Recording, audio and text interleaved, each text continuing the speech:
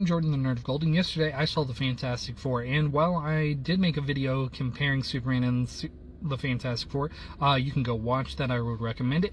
I don't want to talk about comparing the two films so much as I want to talk about something that they both do very well, which is that they embrace the fact that superheroes are not realistic, and I'm tired of pretending that we need to have films where we pretend that they're realistic, whether we're talking about the science of them or like the socio-political elements of them.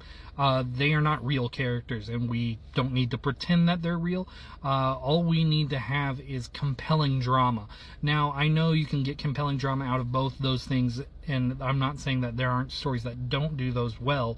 There are stories that do that well, but they always make that a priority over the fantastical elements of superheroes, and I don't like that. I want superheroes to be the big characters that I see in the comics, because I think people will respond to that positively.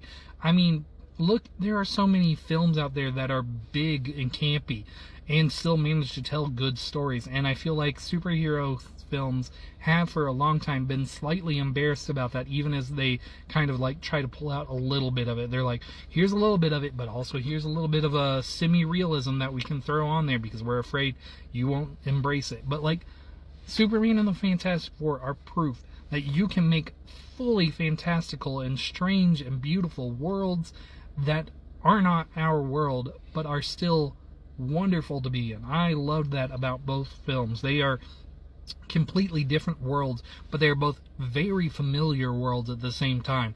And I really wish more superhero films going forward would embrace this. It seems like DC is going to be embracing this as the modus operandi of how they make films, and I think there is a chance that Marvel is going to embrace this after the reset that Kevin Feige says is coming, which, not surprised, I, like many fans, have been speculating that for years.